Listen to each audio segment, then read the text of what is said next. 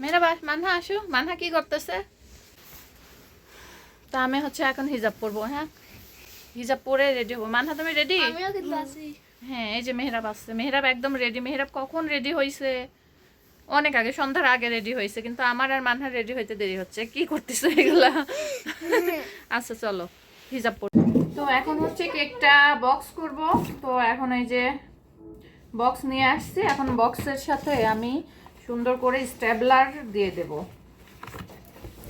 আমরা ফার্স্টবার যাচ্ছি তাবিয়াদের বাসায়, আর মানহা তো খুব এক্সাইটেড, আর আমিও একটু নার্ভাসও হচ্ছিলাম, যেহেতু উনি অনেক বড় ইউটিউবার। তো ওনার সাথে হচ্ছে তেমন সেভাবে আগে কখনো কথা হয়নি বা দেখা হয়নি, বাট এই যে কিভাবে যেন আমাদের মাঝে একটা বন্ধুত্ব হয়ে গেল কিছুদিন আগে।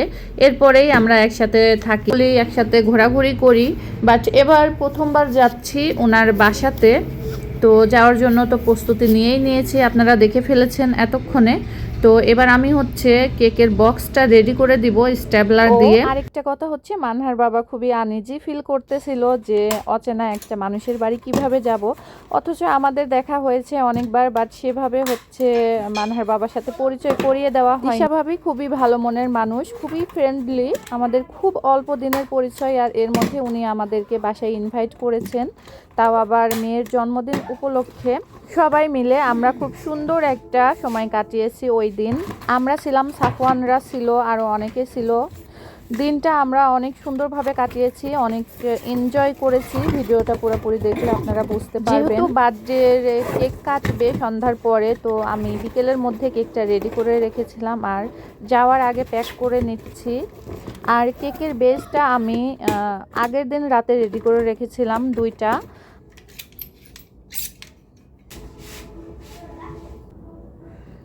এই যে কেকটা, তো কেকটাকে এখন আমি হচ্ছে বক্সের ভিতরে দিয়ে দেব। তো কেকটা কেমন হয়েছে সবাই জানাবেন।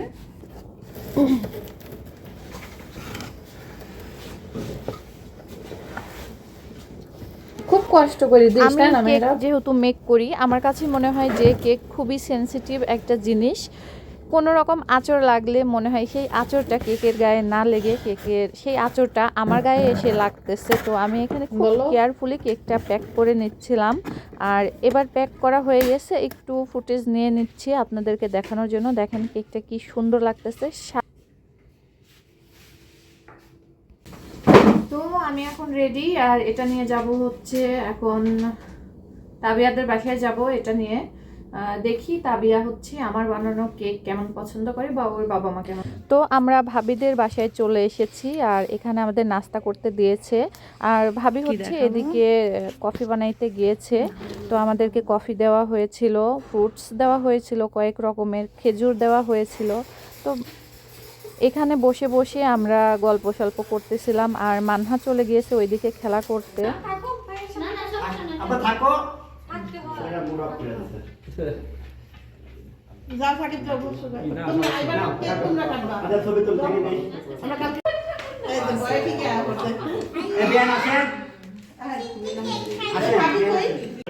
ওই যে বানাই তো ওই জন্য আর ইয়ে হয়ে গেছে। কেকটা কাট করার পরে ভাইয়া সবাইকে কেক দিচ্ছিল, পিচ্চি বাচ্চা যারা ছিল সবাইকে কেক দিচ্ছিল। আর এদিকে আমার হাজবেন্ডকেও ভাইয়া হচ্ছে কেক দিয়েছে। ও কিন্তু বাসায় একদমই কেক খায় না, বাট ওখানে গিয়ে হচ্ছে কেক খাইতেছে। তো আমি একটু ভিডিও করে নিলাম, যে ওকে হচ্ছে দেখাবো পরে যে দেখো তুমি কেক খাইতেছো।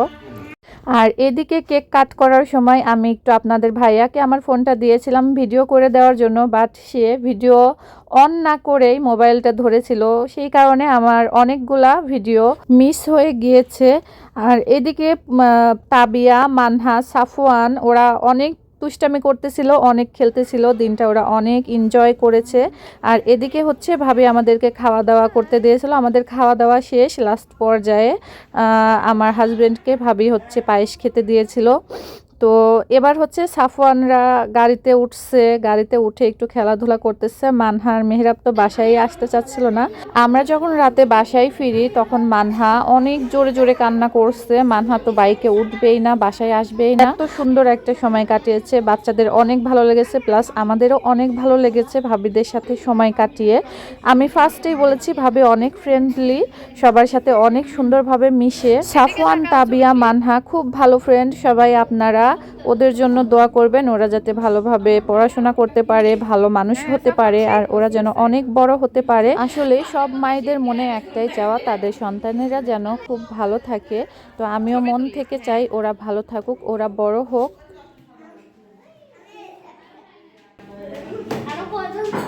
ভিডিওটা ভালো লাগলে চ্যানেলটা সাবস্ক্রাইব করবেন আর আপনাদের মতামত কমেন্ট করে জানাবেন।